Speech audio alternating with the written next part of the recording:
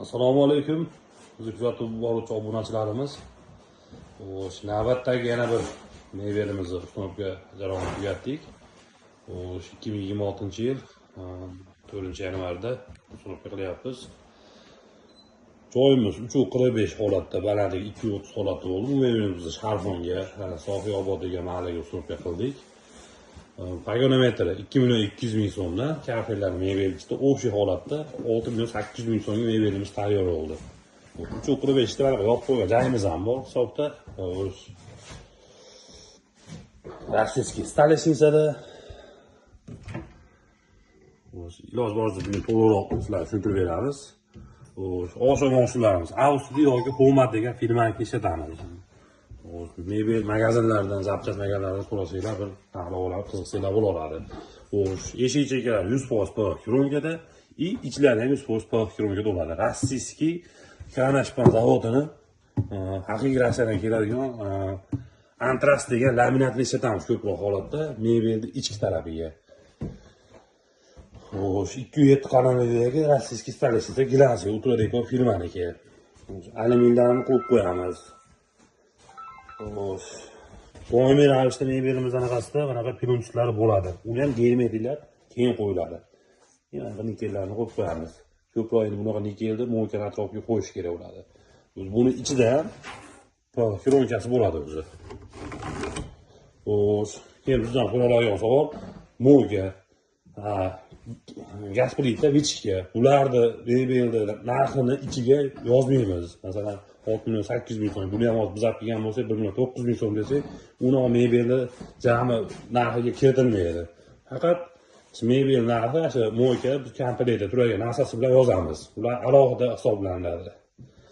Buni kesib biz tayyorlab qo'yamiz.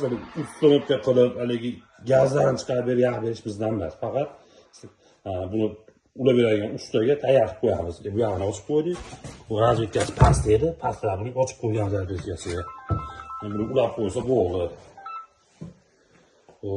Mo'ykam shunday. Bizda bosh komplekt narsalar besplatniy.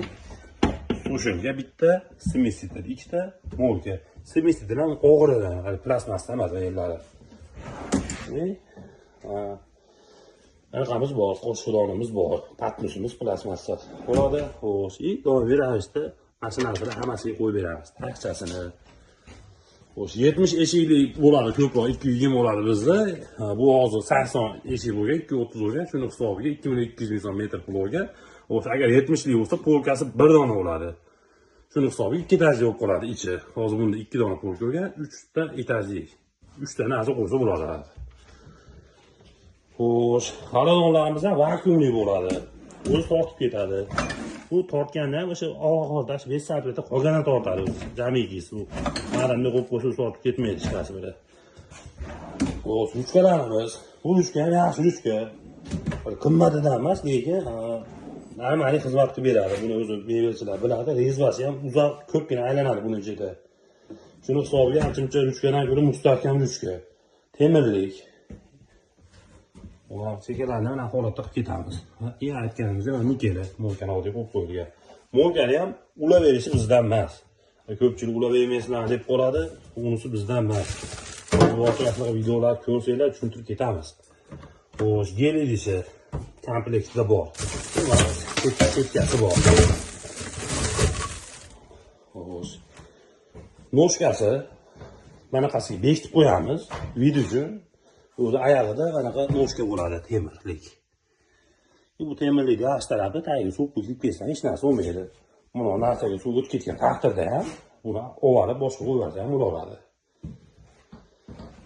Kimga shunday xizmatlar kerak bo'lsa, ekranlarda ko'ringan raqamlarga aloqa chiqarasizlar. Chiroyli qilib ustunovka qilib beramiz.